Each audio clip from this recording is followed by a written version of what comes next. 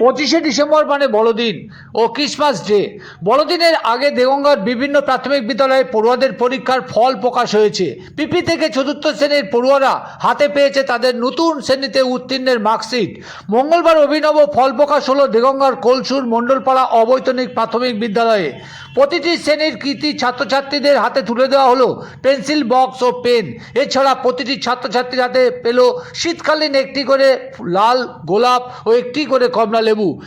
বিদ্যালয়ের চতুর্থ শ্রেণীর পড়ুয়ারা যারা বিদ্যালয় ছেড়ে এবার হাই স্কুলে পঞ্চম শ্রেণীতে ভর্তির জন্য পাড়ি দিল, তাদেরকে বসিয়ে খাওয়ানো হলো দেরাদুন রাইসের সাদা ভাত ও কষা মুরগির মাংস। স্কুলের এক শিক্ষিকার তত্ত্বাবধানে একঝাঁক পড়ুয়াদের নিয়ে বড়দিনের উৎসব পালনে ক্রিসমাস সং নাচের প্রশিক্ষণের চিত্র ধরা পড়ল এদিন কলসুর অবৈতনিক প্রাথমিক বিদ্যালয়ে।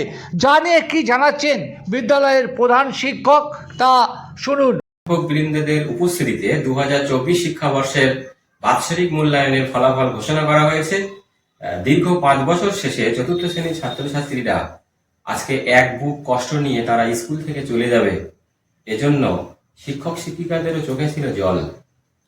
এই বিদায় পর্বে আজ আমরা স্কুলের পক্ষ থেকে সমস্ত ছাত্রছাত্রীদের জন্য পেন বক্স, পেন, গোলাপ এবং প্রত্যেক ছাত্রছাত্রীদের জন্য তিথি ভোজনের একটা অংশ হিসেবে আমরা কমলা লেবুর ব্যবস্থা করেছি, যেটি শিশু শিক্ষার্থীদের জন্য এই ফলটি বিশেষ করে এই শীতকালে ভীষণ উপযোগী।